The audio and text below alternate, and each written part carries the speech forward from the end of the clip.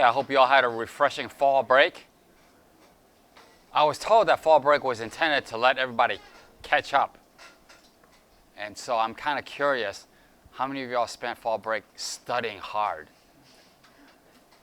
2. It's about what I expected. I went camping with Boy Scouts, so I took a break also. It was a great time. The weather's broken a little bit. It's a little cooler, and we got a little bit of rain, so everything's nice and fresh now. Okay, so we got a fresh start today. We're going to take a look at a thing called the Nyquist stability criteria. We're first going to review the Nyquist plot, and then we're going to see how we can use that plot to determine whether a control system, a feedback system, is stable or not. So we're going to take a look at, first of all, a review of the Nyquist plot. So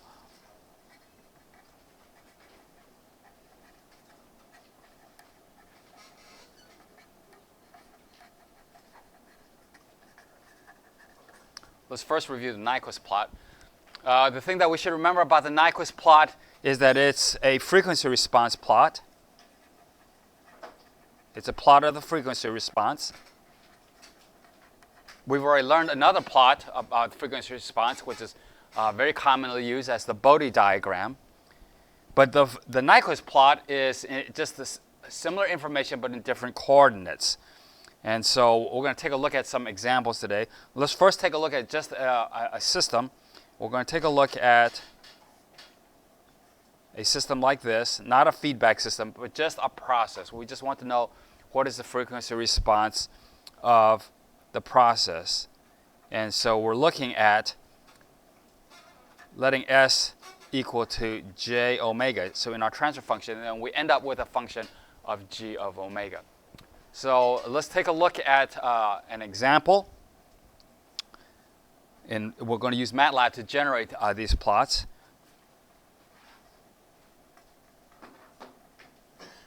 Let's take a look at this example where g of s is 1 over s plus 1 cubed. Okay? So that's the model we want to enter into MATLAB. So here's one way I could do this. I could first do a little bit of algebra. I could say this is the same thing as 1 over s cubed plus 3s squared plus 3s plus 1. I can multiply that out manually and then enter this model in. So one way to do that is to say g is a transfer function. The numerator is 1, and the denominator is 1, 3, 3, 1. 1, 3, 3, 1, like this. Or I could ask MATLAB to do the calculations for me. This is s plus 1 cubed, and so I could write it this way. I say g is a transfer function. The numerator is 1. And what I want to do is I want to multiply s plus 1 times s plus 1 times s plus 1. And that's just an algebra operation that we know how to do, but it's also a convolution. It's convolving the coefficients together. So we can use the convolve command to do this multiplication for us. I can say what I want to do is I want to convolve s plus 1. This is s plus 1. I want to convolve it with s plus 1 squared. Okay, but I don't want to multiply that in my head, so I'll use convolve again. And I'll convolve s plus 1 with s plus 1, like this. Okay.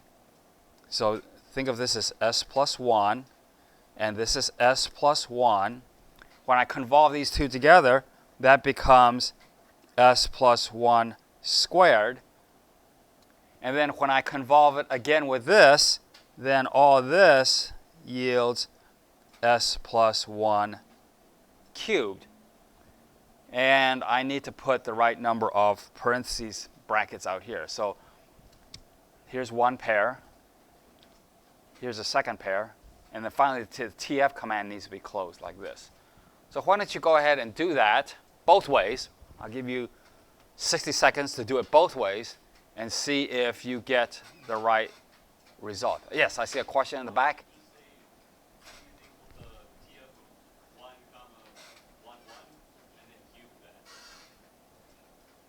So the question is, can you do this? Can you say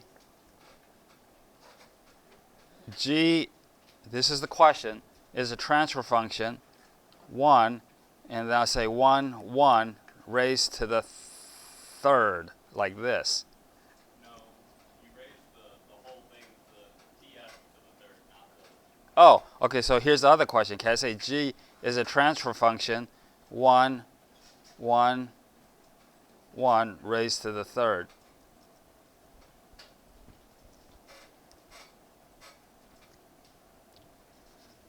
Well, how's the way we can answer this? It works. Does it work? Wonderful. Okay. Try it all. Does this work? I don't think this one works. I think you're going to get an error. But this one works.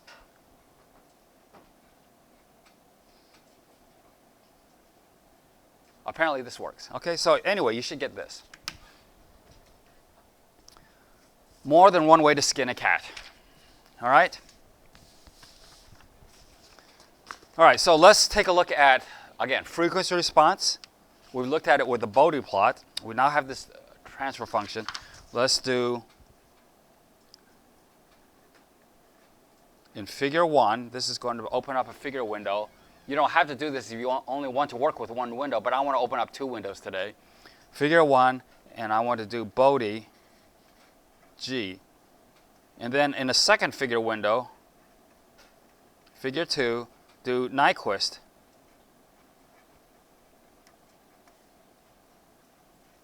G. Okay. So this is the Bode plot, Bode diagrams. And this is the Nyquist plot.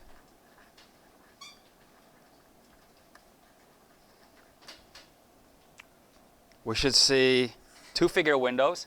In figure 1, we should get a Bode diagram, which is coordinates like this. Everything is with respect to frequency, omega, frequency, radians per second. Here we have the magnitude in dB versus frequency, and here we have the phase in degrees versus frequency. And we should see this thing starting off somewhere at about 0 dB and then rolling off. And eventually the slope here is about 60 dB per decade, minus 60 dB per decade. And we should see the phase over here starting off at 0 degrees and eventually going to minus 270 degrees. And it does something like this, smoothly. Okay? In the Nyquist plot, study carefully the way the axes are labeled. I label this axis the real. MATLAB's I think are going to put real down here, and then you're going to put the word imaginary over here. So I'm going to call this real and imaginary. And this thing's going to start off at low frequencies. The gain is 0 dB, which is a gain of 1, and the phase is 0 degrees. So I'm going to start off right here. And then as frequency increases, the magnitude gets smaller, which means I need to approach the origin. The magnitude gets smaller. But I need to come in from the direction of minus 270 degrees, and so I should get something that looks like this. This is 1. Okay? And so this is the one point which is easy for me to do. This is omega equal to 0 is at this point. And so one way to interpret the Nyquist plot, as I mentioned last time, is imaginary versus real. Imaginary versus real. This is imaginary versus real. The other way to think of this is just a polar plot, where the distance from the origin is the magnitude. This is 0 degrees, minus 90 degrees, minus 180 degrees, and here's minus 270 degrees. And so as the frequency increases, the magnitude gets smaller. I approach the origin, but I approach from the 270 degree direction. So try to see the parallels between the Bode diagram and the Nyquist plot. Now, the computer is going to generate the Nyquist plot for both positive and negative frequencies. And since the omega, it comes with a j, all that's going to happen is that we're going to get the complex conjugate of this. And so we're going to get the negative frequency is this. So this piece of information, this dashed line, you don't see on the Bode plot because the Bode plot only covers positive frequencies. It doesn't even cover omega equal to 0. It just covers a range of frequencies that fits on the logarithmic scale. But here we have both positive and negative frequencies. I'm going to label the negative frequencies this way. Okay. Now, what you can, let me talk a little bit about some features here. Nyquist plot, in a minute we're going to take a look at the Nyquist stability criterion, and an important point for us to understand is this point -1. So -1 ought to be highlighted. This is a special point out here. It's going to be highlighted on the computer screen. A little red cross, is that correct? A little red cross. So we're going to talk about that in a few minutes. Let's take a look at this Nyquist plot just to help us understand what's the difference between the positive frequencies and the negative frequencies. If you take your mouse and you put it in the screen and use the other clicker, I use a Mac, so I don't know what the other clicker is, but apparently in Windows you all got multiple buttons. Use the other clicker and click in the window, and you should get a menu pop up. A menu pops up, and you can explore that menu. And one of the things you can do is you can ask it to maybe turn off the negative frequency. So go ahead and try that. Turn the frequencies on and off, the negative frequencies on and off, and reinforce in your mind that this dashed line is just the mirror image of this solid curve. All right? I guess it's the right click. Is it right click?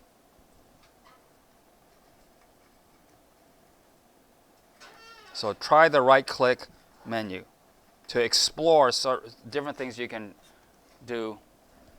And I've misspelled the word menu with an E.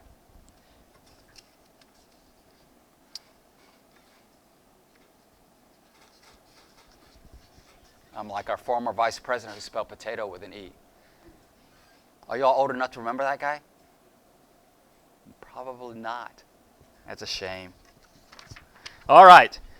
That's the frequency response. All we have done is plot the response of just this alone.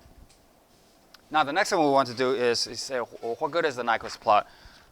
We're going to take a look at what is known as the Nyquist stability criterion. So now we're going to take a look at a control system. And so the question is a control system stable? Let me turn off auto.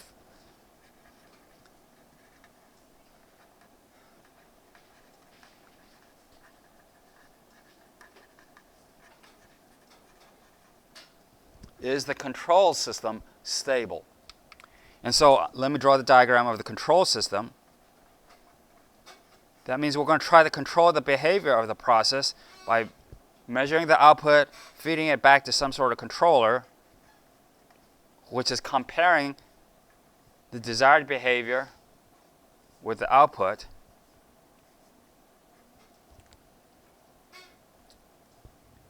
Let's take a look at this control system. So we want to know if this control system is stable.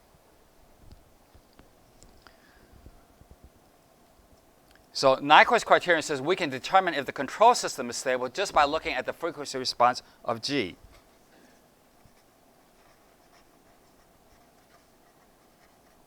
Nyquist criterion tells us information about the control system. It tells us information about the closed loop. It tells us information about the closed loop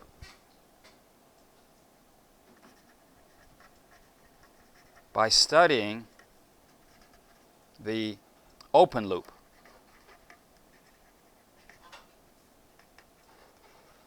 So in this case here, if I open the loop, all I got is just G of S.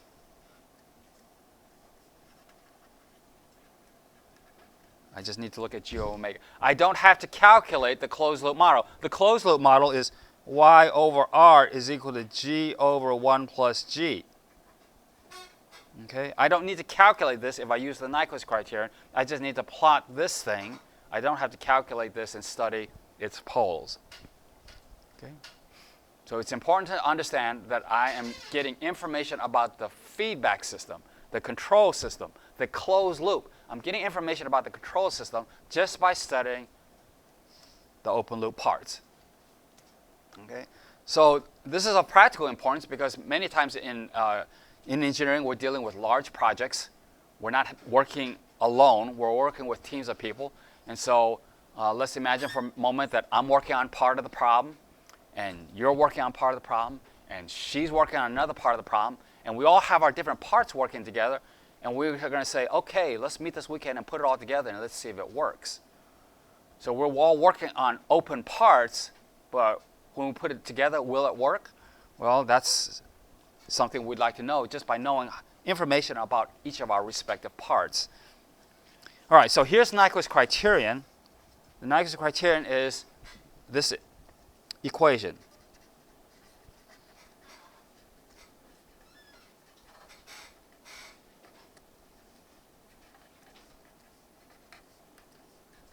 Okay, it's an algebra equation. Z equals n plus p. This is what the textbook will tell you. I think we're in chapter 9. Z equals n plus p.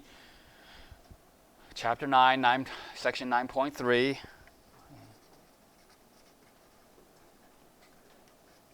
My memory's right. All right. I'm going to define what each of these different letters mean. P is the number of open loop poles that are in the right half plane.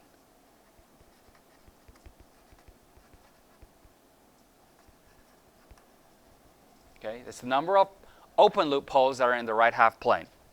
So we have our model open loop, G of S, is 1 over S plus 1 cubed. Okay, how many open loop poles are there? How many poles? 3. Okay, but how many of them in the right half plane? None. So in this case here, P is equal to 0. That's what P is. Now, what is N? N is the number of encirclements. It's the number of encirclements of the point -1. Remember I told you earlier that this is an important point for us, and the computer is going to highlight that point with a little red cross. We want to know how many times does the plot encircle the point -1. It's the number of encirclements of the point -1 made by the Nyquist plot. What is the Nyquist plot? The plot is the open loop. It's a plot of the open loop. Okay? It's the number of encirclements, and what's very important here, and the book kind of emphasizes this in text, but it doesn't do it in the formula, so I'm going to add this real quickly. I'm going to differ from the book a little bit. I'm going to put a little subscript under here, CW. What do you think CW means? Clockwise. Very good. It's the number of encirclements of the point -1 made by the Nyquist plot of the open loop model in clockwise direction. Okay, there's probably a different phrasing. You could maybe say number of clockwise encirclements. Number of clockwise encirclements of the point -1. Maybe put this phrase up there rather than at the very end. Okay? So if we take a look at our Nyquist plot that was just generated for this particular model, here's -1, and this plot's doing this. And we look at this and we say, in this particular example, here, n clockwise is equal to 0. Now z is the sum of these two. Z is n plus p. So in this particular example, z is equal to z. So what is z? Z, I said, what does Nyquist criterion tell us? It tells us information about the control system, given that we have information about the open loop. Look at everything on this side of the equation. P is the number of open loop poles that are in the right half plane. What is n? N is the number of times that the plot goes around the point -1. What plot? The Nyquist plot. What's the Nyquist plot plotting? It is plotting the open loop. So everything on this side is open loop. But the Nyquist criterion tells us what's going on in the closed loop. So z here is the number of control system poles in the right half plane.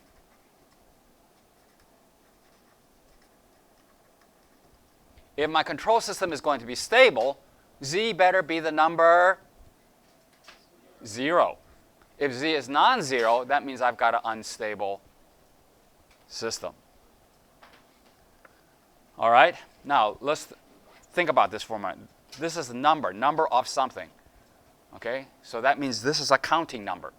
Okay? Do you remember when you were in school, you learned about the counting numbers? Counting numbers are what numbers?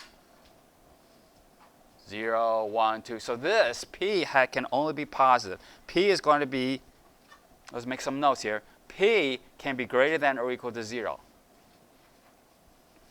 Z is also number of poles in the right half plane. This is a counting number. So z is also greater than or equal to 0. N here, well, n's different. Okay? All right, so this control system is stable.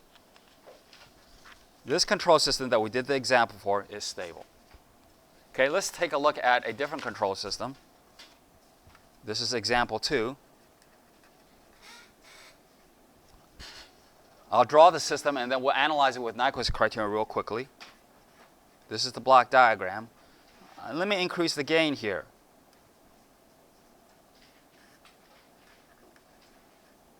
This is the process. And this is not the control system.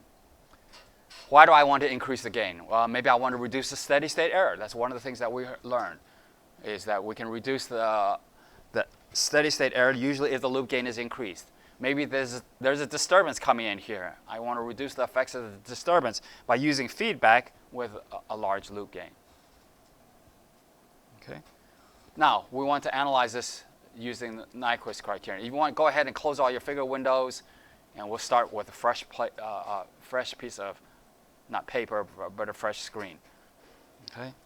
So this time, we want to generate a new Nyquist plot. But I want to generate the Nyquist plot using the new open loop model. So I could do something like this, 10 times g. Okay. Do the Nyquist plot of 10 times g.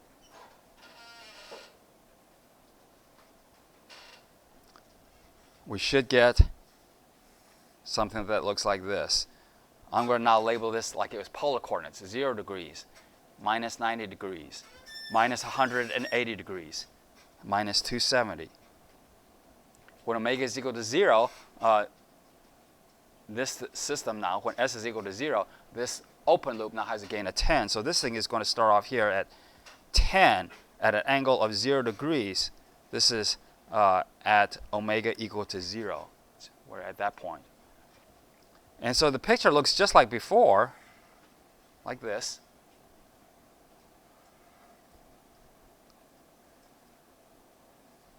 Same as before, it's just scaled.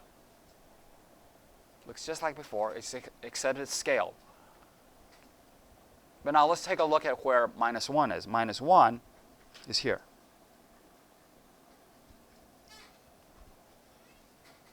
Okay. So Nyquist criterion says z equals n plus p. What is p? P is the number of open loop poles that are in the right half plane. So open loop looks like this. So p is equal to 0. We need to look at the arrows. Does your computer give you arrows? And you need to count how many times we've gone around the point -1 in a clockwise fashion. Got a number?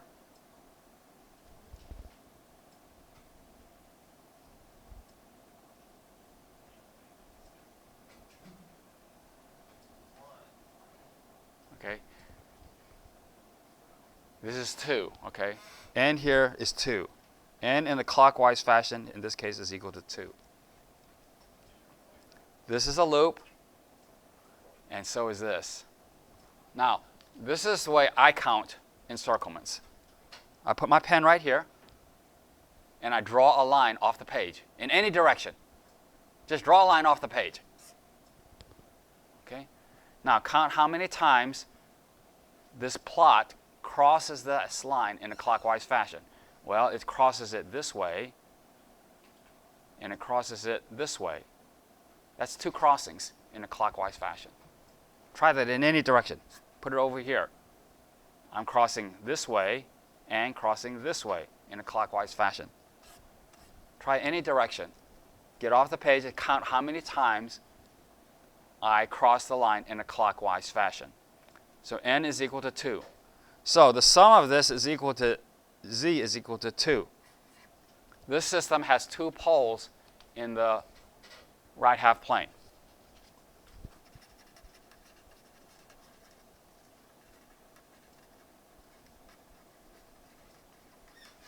Okay.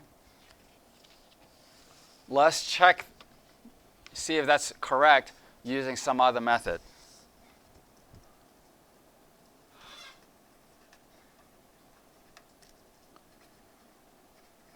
Maybe we can use Routh-Hurwitz to check it. Okay. Y over R is equal to 10 over s cubed plus 3s squared plus 3s plus 11. Okay.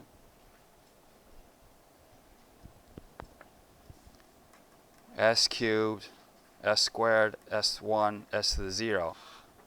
1, 3, 3, 11. This number better be 11. This number here is this times this minus this.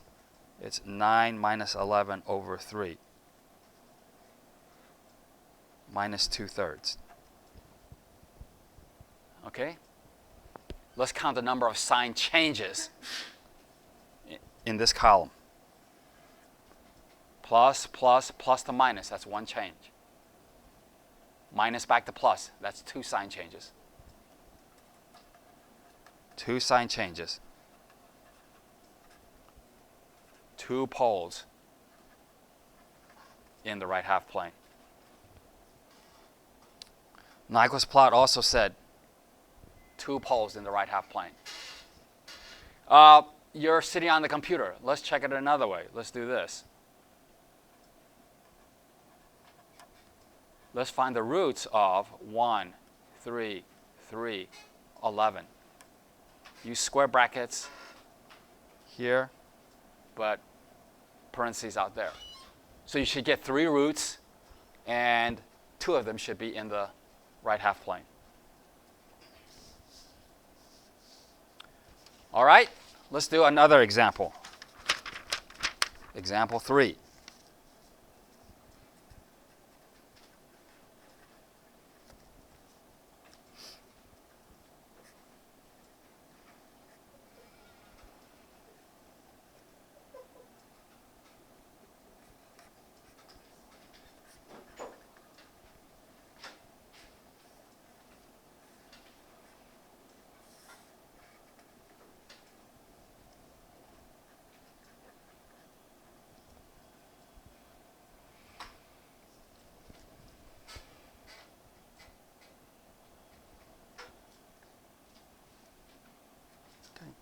So we want to determine, is this control system stable?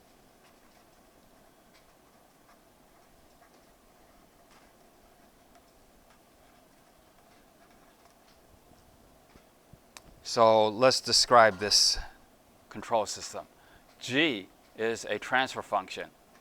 The numerator is 1. The denominator is s minus 1. If you want to absorb this 2 in here, you can do the same thing. Okay. Now let's do a Nyquist plot. We've got to do the Nyquist plot of the open loop. The open loop here is k times g. So it's 2 times g.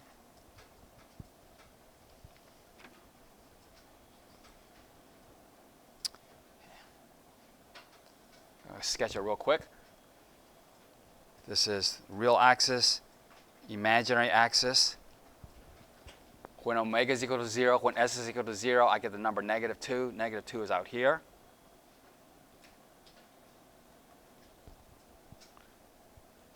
And the plot's going to look something like this.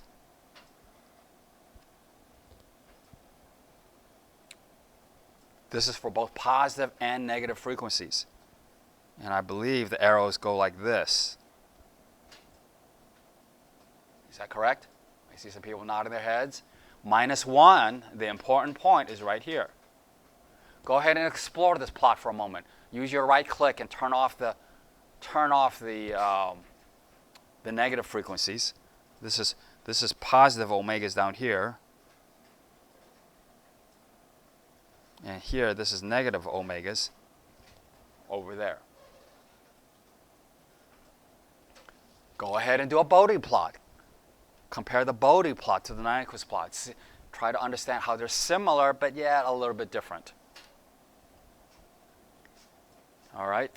So remember, this is the open loop.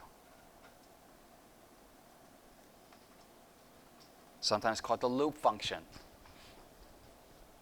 It's not the loop gain. The loop gain would be k and g with a minus sign, but just the loop function would be just k and g. It's the open loop model. All right, so let's do Nyquist criterion. Z is equal to n plus p. N should be in the clockwise direction. So put that in your gray cells, clockwise. What is p in this case?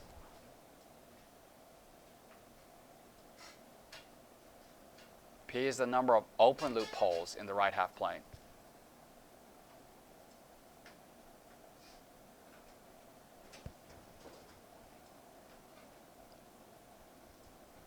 Okay, P is 1. The plant, the process is unstable.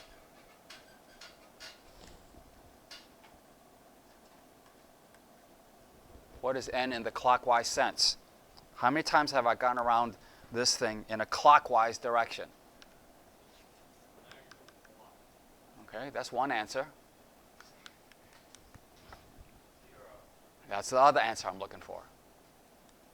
Okay? I predict that in a few years you will be working for him. Because he has management skills. But you probably will not be working in engineering for long because you're wrong. All right.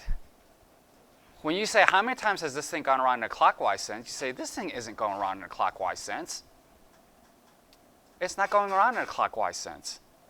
So you would say 0. And then you would change majors and you go over to the business school. And you'll struggle to get that first job, but within a few years, everybody in this room will be calling you sir because you'll be telling them what to do. Okay, yes, so in English, we would say, yeah, this is 0. There's no clockwise encirclements. That's not clockwise. So I would say it's 0, okay? But that's not the way engineers look at things, all right? Engineers say this is, it's the opposite of clockwise. It is counterclockwise. So counterclockwise is -1, okay? Yes, no clockwise encirclements. No clockwise encirclements. You would think it's 0. But engineers would say it's an anti-clockwise. It's just counterclockwise. It's a -1, not 0. Okay? Every year somebody will say 0. A few of you will say 0. All right, so what is z in this case? Z is equal to 0. So this is a stable control system.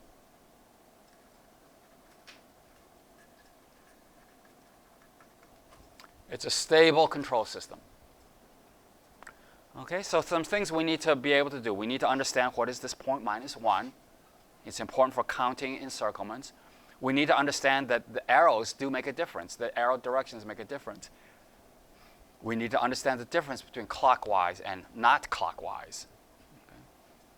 Okay. We need to understand what each of these different terms means. All right. So we've done 3 examples. In the first 2 examples, the process was stable, but the loop gain got so big that the system became unstable. Here, the process is unstable, but the control system is stable. Okay, we can do a quick check for example 3.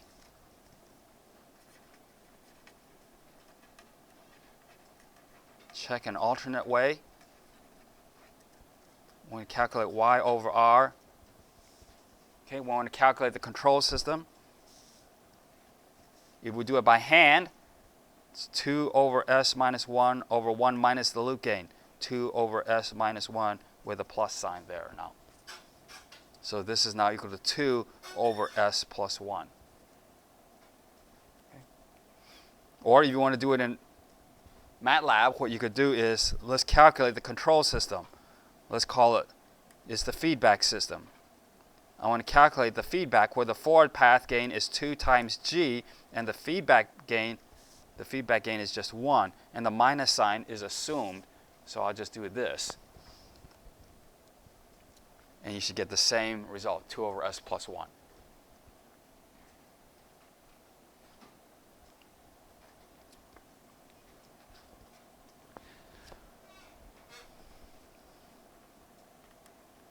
We want to calculate the roots of s plus 1. We would do it that way.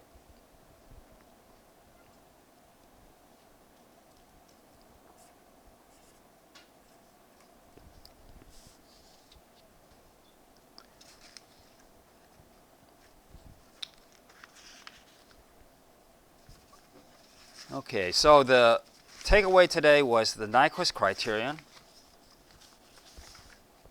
And I'll bring that slide back up so you can make some notes. Okay, there's some practice problems. There's probably about a dozen practice problems on the homework on Canvas. Practice using Bode, practice using Nyquist. Again, the Nyquist plot is something that's difficult to do by hand.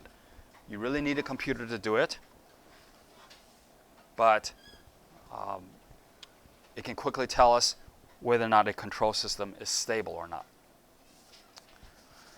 Now, one thing that you might want to take a look at is example 1 and example 2 again. If we take a look at example 1 and example 2,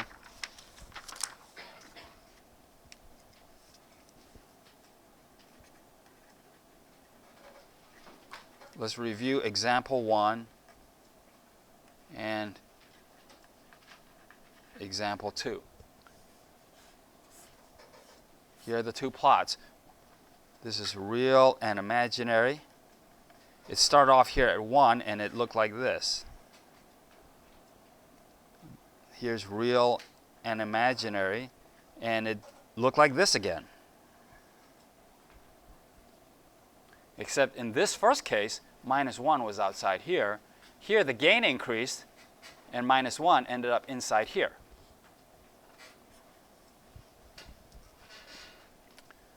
So one of the things you might ask is, it looks like increasing the gain can affect stability. And this is something that we've seen before in past studies.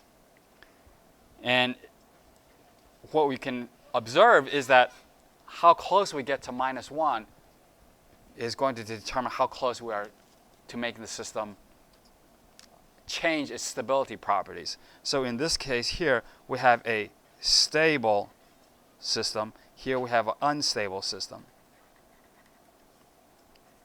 Stable control system. Here was an unstable control system.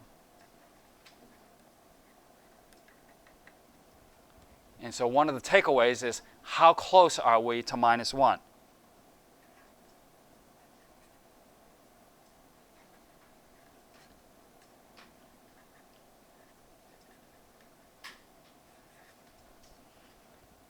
This special point, -1. And so we'll look at that when we come back on Wednesday. We'll talk about how we can measure how close this plot is to the point -1. There's a couple measurements we're going to take a look at. Again, using the Nyquist plot, and that's what we'll look at on Wednesday. Let's come back here on Wednesday. I need to make an administrative announcement.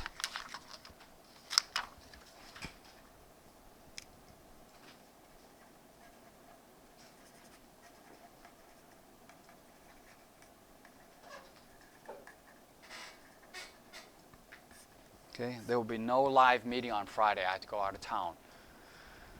So we're going to look for a Panopto recording. Look for a Panopto recording in Canvas. So Wednesday will be our last live meeting. We'll come back in here on Wednesday. But Friday there will be no live meeting. I'll have a video for you to take a look at, I hope. All right. I'm done.